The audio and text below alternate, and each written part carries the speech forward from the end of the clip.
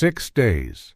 That is the gap between the most catastrophic failure in American special operations history and the most iconic success in the history of the British Special Air Service.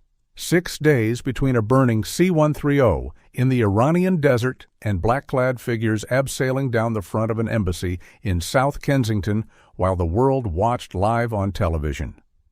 6 days between 8 dead American servicemen scattered across a nameless salt flat called Desert One and 19 hostages walking out of 16 Prince's Gate alive. The two events were separated by 5,500 miles, by 2 armies, by 2 flags. But they were connected by a warning that had been delivered in substance, if not in those exact words, more than a decade earlier by the regiment at Hereford to the American officer who would one day stand on that burning airstrip and make the call to abort. His name was Colonel Charlie Beckwith. He had served as an exchange officer with 22 SAS in Malaya in 1962. He had commanded 3 troop, a squadron during the tail end of the Malayan emergency. He had crawled through jungle so thick that a man could pass within 3 meters of another man and never see him. He had watched the British system of selection, training, and operational patience produce soldiers who could do things that the post-war American Army, for all its might and money, simply could not replicate. And he had come home from that exchange posting in 1963 with a single conviction that would define the rest of his career. The United States needed an SAS of its own, not a copy, not a paint job over existing special forces. A genuine SAS-style regiment built from first principles on the British model, selection that broke 90% of volunteers, training that never ended, patience that made American commanders uncomfortable. He fought for 14 years to get that unit created. It was finally approved on the 19th of November, 1977. It was called 1st Special Forces Operational Detachment Delta. And on the 24th of April, 1980, roughly 2.5 years after Delta Force was officially stood up, Charlie Beckwith stood in an Iranian desert with the wreckage of that 14-year fight burning around him. This is the story of what the British had tried to tell him and what the wider American system had refused to hear. It is the story of why Delta Force, a unit deliberately modeled on the Special Air Service, could not replicate the SAS in the one thing that mattered most. It is the story of the warning that was implicit in every interaction between Hereford and Fort Bragg through the late 1970s, the warning that a regiment cannot be copied, only built. And it is the story of the 6 days that followed, in which the British, almost by accident, showed the world exactly what the warning had meant. The Iran hostage crisis began on the 4th of November, 1979. Roughly 3,000 Iranian students, radicalized by the revolution that had toppled the Shah earlier that year, stormed the United States Embassy in Tehran. They seized 66 Americans. 13 were released by mid-November, most of them women or African Americans, in a cynical gesture of revolutionary solidarity. 53 remained behind the walls of the compound, scattered across multiple buildings, held by a security force that numbered in the hundreds and supported by a militia that could mobilize tens of thousands of armed young men within an hour. The diplomatic response began immediately.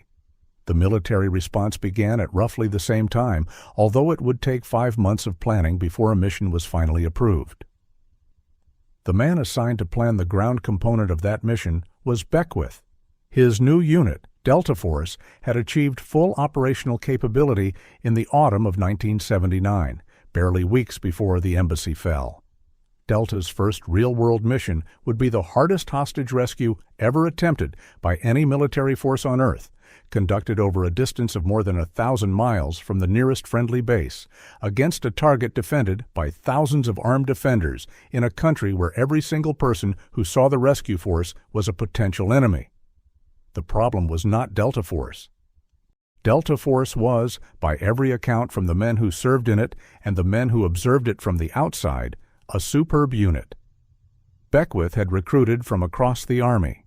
He had implemented a selection process modeled directly on the SAS Hills phase, consisting of progressively harder land navigation marches through the mountains of West Virginia, carrying progressively heavier loads with time limits that candidates were not told in advance. He had built a killing house at Fort Bragg modeled on the one at Hereford. He had set a live-fire marksmanship standard that required thousands of rounds, fired per operator per month. By the time the embassy fell in Tehran, Delta was, on paper, and very likely in reality, the best direct action unit the United States had ever fielded. The problem was everything around Delta. The problem was the apparatus that would have to deliver Delta to the target and extract it afterwards. Because Delta Force in November 1979 had no organic aviation. It had no dedicated intelligence cell. It had no air mobility command structure of its own. It had no communications architecture that extended beyond its own operations. When the call came to rescue the hostages, Beckwith's unit would have to be bolted onto a joint task force assembled from the four services in the space of weeks.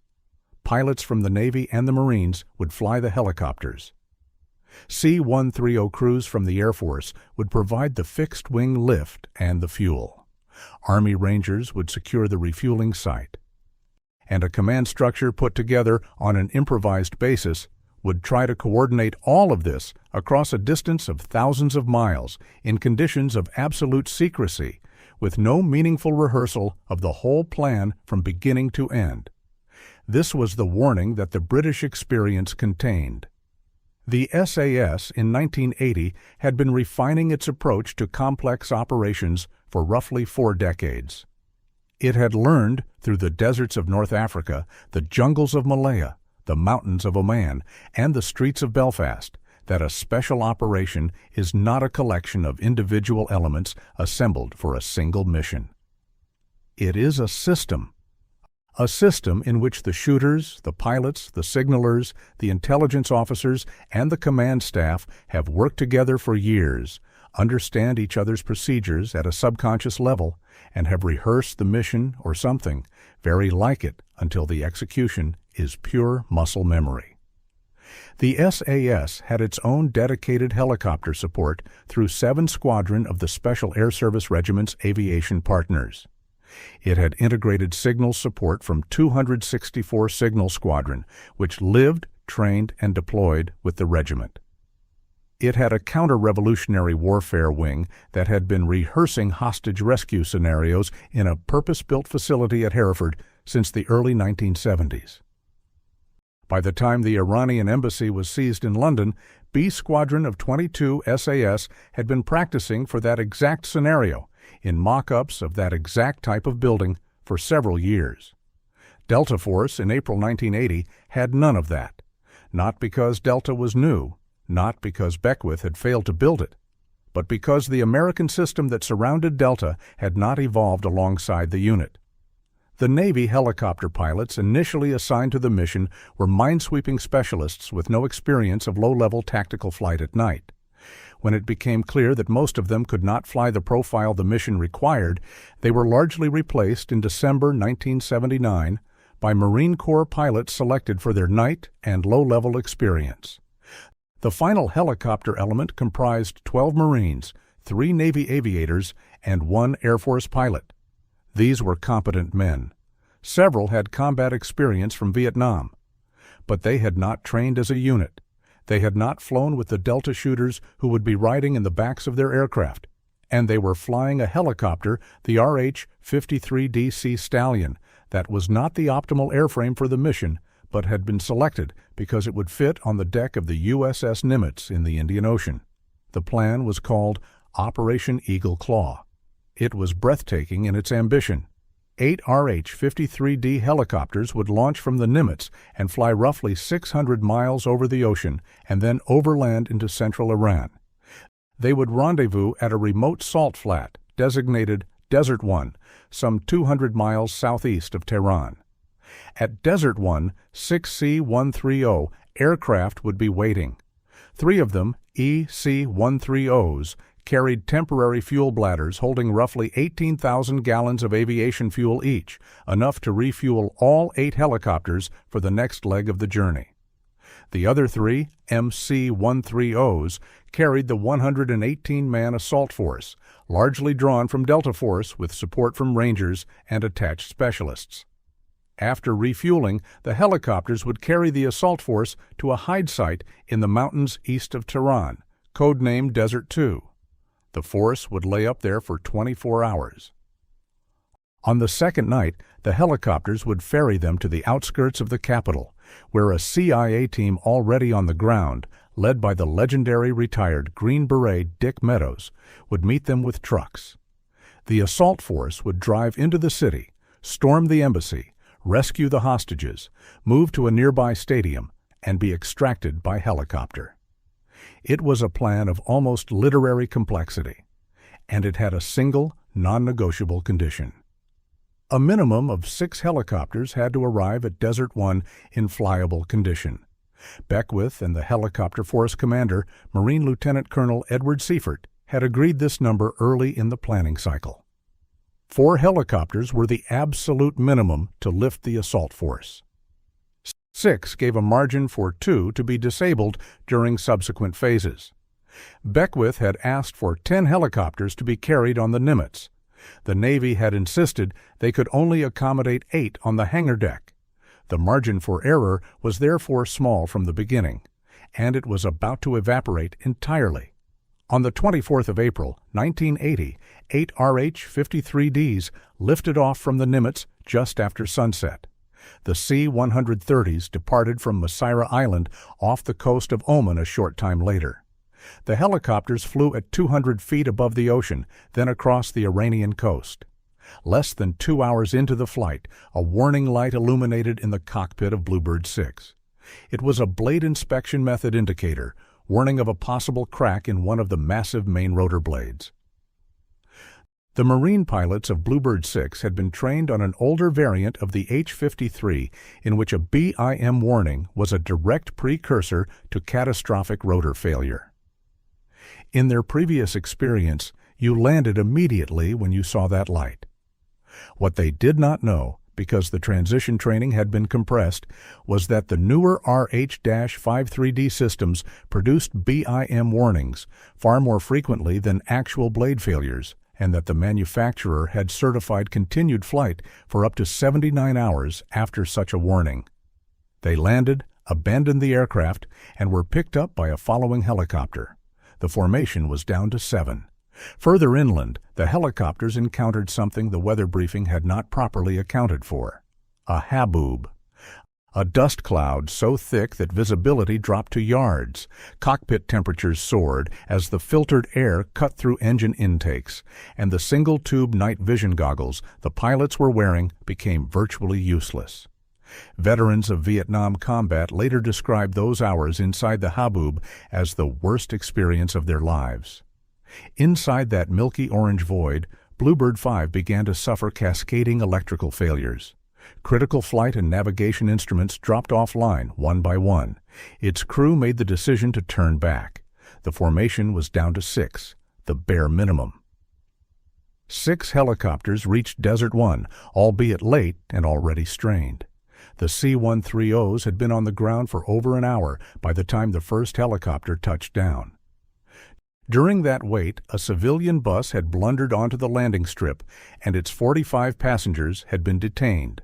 A civilian fuel truck had refused to stop and been destroyed with an anti-tank rocket, its driver escaping in a follow-on pickup, the black column of smoke visible for miles. The operational security of the mission had been compromised before the first helicopter even arrived.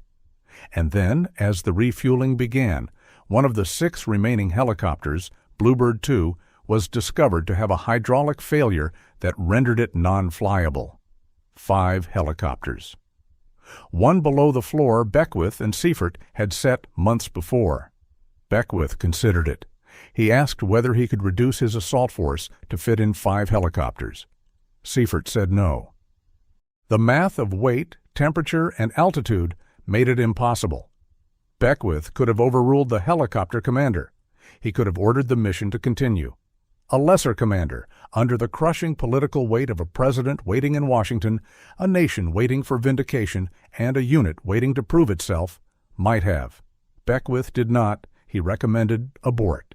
The recommendation was relayed by satellite to the Joint Task Force Commander Major General James Vaught, then to the Pentagon, and finally to the White House. President Carter accepted it. And at that moment, the worst special operations disaster in American history was about to unfold, because the operation was not yet over. It still had to withdraw. In the blinding sand thrown up by rotor wash on the packed desert surface, one of the helicopters lifted slightly to reposition. Its pilot became disoriented. Its main rotor struck the vertical tail of an EC-130, sitting on the strip with its fuel bladder still partially full. Both aircraft ignited. 8 men died in the fireball. 5 were Air Force crew, 3 were Marines. Ammunition in the burning helicopters began to cook off, sending rounds and flares and warheads in unpredictable directions. Beckwith and Colonel James Kyle, the Desert One Zone commander, worked to get every living man onto the remaining C-130s and away. They left the bodies of the dead. They left the surviving helicopters largely intact, along with classified documents listing the identities of CIA agents inside Iran. And they flew out into a darkness that would follow the American military for a generation. The Holloway Report, commissioned by the Joint Chiefs of Staff and delivered later that year under the leadership of retired Admiral James Holloway, identified 23 specific deficiency areas. The official document was professional, measured, and careful not to assign blame to individuals. It cited, among other things, the ad hoc command and control structure, the absence of a joint task force staff with prior working relationships, the inability to conduct a full-scale rehearsal because of operational security concerns, the inter-service coordination gaps, the communication failures between the helicopter force and the fixed-wing force, and the fact that weather information available to one element of the task force had not reached the helicopter crews. Read with the right eyes, the Holloway Report was an indictment of almost everything that the SAS model had evolved to solve. It was an indictment, in other words, of the fact that Delta Force had been built and then dropped into an American military structure that had not been rebuilt around it. You could take Beckwith's unit, select its men the way the SAS selected its men, train them the way the SAS trained its men, and equip them the way the SAS equipped its men. But if the aviation support was contracted from a different service, if the intelligence came from a separate cell that did not speak the same language, if the signals architecture was improvised in the final weeks before execution, and if the whole plan had never been rehearsed end to end with the actual personnel who would execute it, you did not have an SAS. You had a group of extraordinary men standing on a burning airstrip, wondering how it had all gone wrong. This is the warning the British had delivered, not in a single memo, but across decades of shared exchanges and observed difference. Beckwith himself had written it down after his 1962 tour. The SAS, he had noted repeatedly in reports submitted throughout the 1960s, was not merely a collection of selected soldiers. It was an ecosystem. It was the regiment, and the regiment's dedicated signals squadron, and the regiment's training wing, and the regiment's intelligence cell, and the regiment's ongoing relationships with other parts of the British military that understood how to support it. Lift it out of that ecosystem, and you had nothing. Plant it somewhere new, and wait a decade for the ecosystem to grow up around it, and you might have something. Beckwith had understood this. He had argued for it. The American system had given him Delta, but had not given him the ecosystem. And on the 24th of April, 1980, the ecosystem gap killed 8 men and turned the most expensive hostage rescue mission in history into a smoking ruin that would humiliate the United States on front pages across the world. 6 days later, on the 30th of April, 1980, while the American military was still counting its dead and the Carter administration was still reeling from the political catastrophe, 6 Iranian Arabs from a separatist organization called the Democratic Revolutionary Front for the liberation of Arabistan stormed the Iranian embassy at 16 Prince's Gate in South Kensington, London. They took 26 hostages. They demanded the release of 91 prisoners held in the Iranian province of Khuzestan. The operation had been planned and trained by Iraqi intelligence, though this would not be fully established until later. The gunmen threatened to execute hostages if their demands were not met. The contrast with what had happened at Desert One 6 days earlier was so stark that historians and military professionals have been drawing lessons from it for more than 4 decades. Because the British response to the embassy seizure was, in every sense that mattered, the precise inverse of the American response to the hostage crisis in Tehran.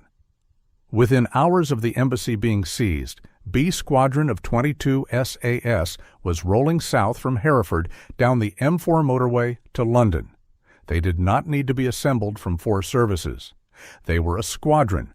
Within hours, they had established an immediate action plan to be executed if the gunmen began killing hostages before a deliberate assault could be prepared.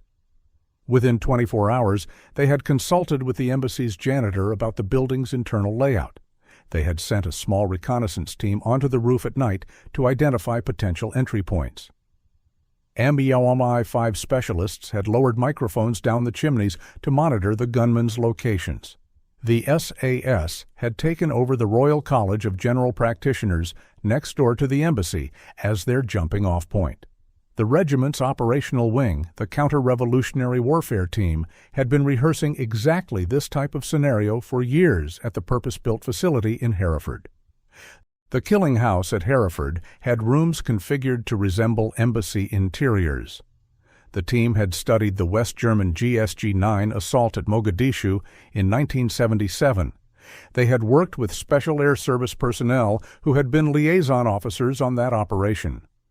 They had drilled the techniques of simultaneous multi-point entry, flashbang saturation, hostage extraction, and target discrimination at close range until the execution was, as one former operator later described it, something your hands did while your brain caught up. For 5 days, the Metropolitan Police pursued negotiation. 5 of the 26 hostages were released over that period. The British government, with Prime Minister Margaret Thatcher chairing the Cabinet Office Briefing Room A, maintained its position that safe passage out of the country would not be granted. On the 6th day, the 5th of May, the gunmen shot Abbas Lavasani, the embassy's press attaché. They threw his body out onto the pavement at around 1:45 in the afternoon. They threatened to kill another hostage every 30 minutes until their demands were met. At 7:07 that evening, Thatcher transferred control of the crisis from the Metropolitan Police to the Ministry of Defense. At 7:23 in the evening, Operation Nimrod commenced. Roughly 30 SAS operators, drawn from B Squadron, executed a simultaneous multi-point assault on the building. Teams abseiled down the rear of the embassy from the roof. Frame charges blew in the windows of the front and rear. One assault team entered the ground floor through the patio doors from the garden. Flashbang grenades saturated every room. Stun grenades and CS gas disoriented the gunmen while the operators moved through the building with the rehearsed precision of men who had walked through this exact scenario 1,000 times in the killing house. The assault was televised live. The British public watched in real time a special operations unit do what no one had ever seen done before on camera. The assault lasted 17 minutes. 5 of the 6 gunmen were killed.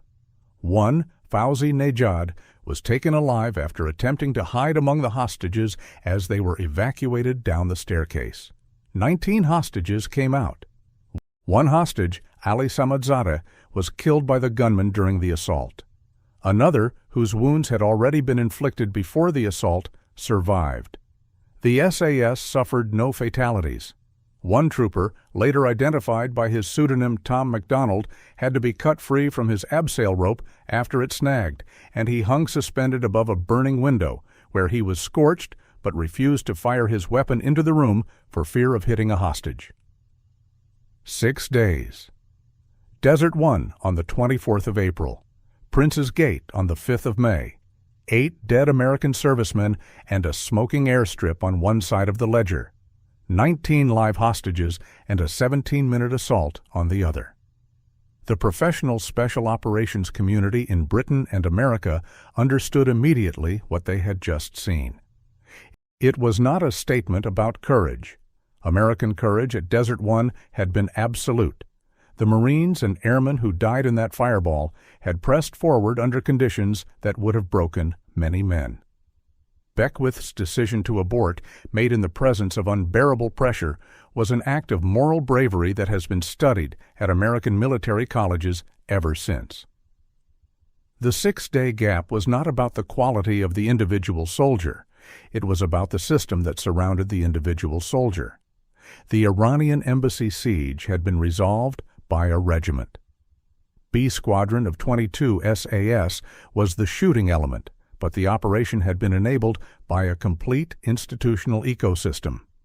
Dedicated intelligence support, dedicated signals support, a purpose-built training facility with years of relevant rehearsal, a clear command structure with a single accountable officer, Lieutenant Colonel Mike Rose, running the military side of the response, continuous coordination with the Metropolitan Police, the intelligence services, and the Cabinet Office. Rehearsal drills that had already been conducted for this type of scenario, in buildings of this type, against gunmen of this type. When the moment came, the regiment had not had to assemble itself. It had simply executed. Operation Eagle Claw had been resolved by an ad hoc task force assembled under extreme time pressure from 4 services that had never trained together, flying an aircraft that had been selected for practical reasons rather than tactical ones, with crews who had been swapped out late in the planning process, supported by an intelligence architecture that had been built from scratch under a command structure that had no real precedent. The men had been world-class. The structure had not been. The lessons were absorbed, slowly and at significant cost, across the decade that followed. The Holloway Report's recommendations led directly to the creation of the Joint Special Operations Command in late 1980, a unified command intended precisely to solve the ad hoc assembly problem. The painfully obvious need for dedicated special operations aviation led to the establishment of the 160th Special Operations Aviation Regiment, the Night Stalkers, which would grow into exactly the kind of integrated air support element that the SAS had taken for granted. The Goldwater-Nichols Act of 1986 restructured the entire Department of Defense command structure to force genuine joint operations, ending the service rivalries that had fractured Eagle Claw. And in 1987, the United States Special Operations Command was formally established, drawing together special operations forces across all services under a single unified command. In the short term, however, the contrast between Desert One and Prince's Gate was not subtle, and it was not lost on anyone in the profession. A CIA officer who had worked alongside the task force during the planning phase later told interviewers that the 6 days between the two events had been the most professionally humiliating week of his career. An American officer quoted in later histories of the period said that watching the SAS assault on television while the bodies from Desert One were still being identified had been, quote, a physical experience of understanding. A senior British officer asked years later what he thought Hereford's main contribution to the wider alliance had been in the early 1980s, replied with characteristic understatement that he believed the regiment had, quote, clarified some things by example. Beckwith himself wrote about it with stark honesty in his 1983 memoir. He did not blame the helicopter pilots. He did not blame the president. He did not blame the planners. He blamed, more than anything else, the fact that the structure had not existed. The ecosystem had not existed. The regiment, in the British sense, had not existed. And when you tried to replicate the British outcome without first replicating the British system, you got what had been delivered to him on the packed sand of Desert One at 3 o'clock in the morning on the 25th of April, 1980. The warning hadn't come in the form of a single conversation. There was no memo from Hereford to Fort Bragg that read in so many words, "Don't copy us. Build your own." The warning was the 12 months Beckwith had spent in a squadron of 22 SAS in 1962. The warning was every conversation between exchange officers across the two regiments for the next 20 years. The warning was the visible shape of the SAS as Beckwith had experienced it, a regiment that was not just its shooters but its whole support apparatus, integrated and rehearsed again until execution required no conscious thought. The warning was the simple fact, visible to anyone who had served in both systems, that the SAS produced what it produced because it lived inside an ecosystem that had taken 4 decades to grow. Beckwith had understood. He had spent his entire career trying to build that ecosystem inside the American Army. By November 1977, he had succeeded in creating the unit. By April 1980, he had not yet succeeded in creating the rest. And the desert did not wait.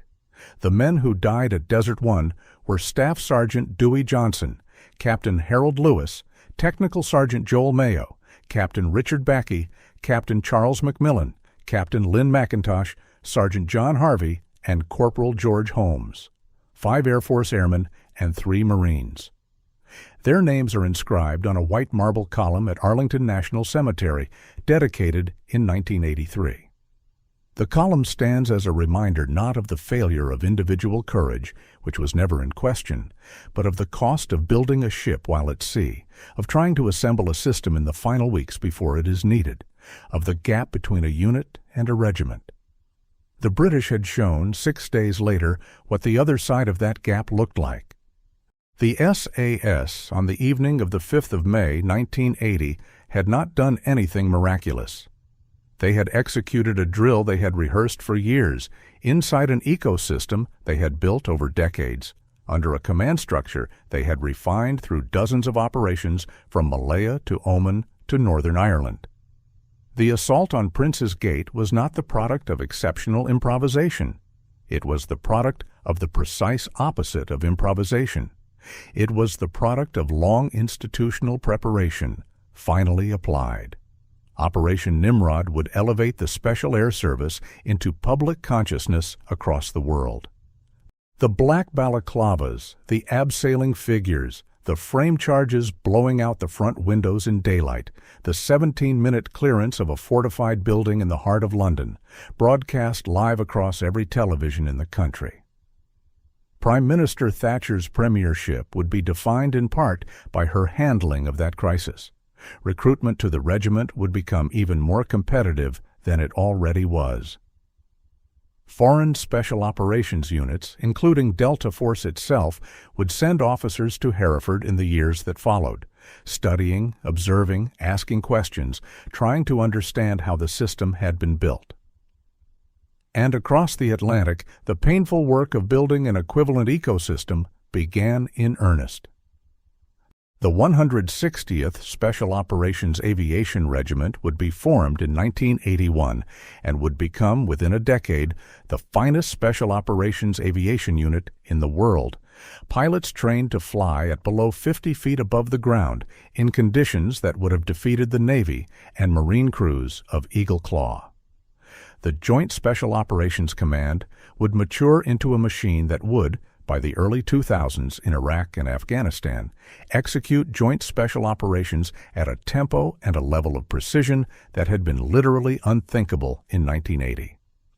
The intelligence architecture, the communications architecture, the rehearsal culture, and the inter-service coordination that had all been absent at Desert One would be, painfully and over many years, assembled. The warning had been heard in the end. It had taken the 8 graves at Arlington to make the American system hear it. It had taken the contrast of those 6 days between April and May 1980 to make the lesson unavoidable. But it had been heard, and the warning itself, never written down as such, but implicit in everything the SAS had demonstrated to Beckwith in 1962 and to every American officer who had served with the regiment since, could now be stated plainly. A Special Operations Unit is not a collection of selected men. It is a regiment, and a regiment is not built in 3 years, or 5, or 7. It is grown from first principles inside an ecosystem of support and doctrine and rehearsal and relationship, until the whole thing functions as a single organism. The SAS had shown Delta Force that truth through 4 decades of patient example. On the salt flats of Desert One, the American system had learned it the hard way. And 6 days later, at 16 Prince's Gate in South Kensington, the British had demonstrated, live on television, and for 17 minutes, what the warning had always meant. Don't copy us, the warning had said, because copying us means copying the whole thing, not the uniforms, not the selection course, not the killing house, all of it. The regiment, the support, the rehearsal culture, the command structure, and the 4 decades of institutional memory that make the whole thing work. Everything. Or else it all ends where Operation Eagle Claw ended. On a salt flat in Iran, with 8 graves to dig and 6 days to wait before the British showed the world exactly what had been missing.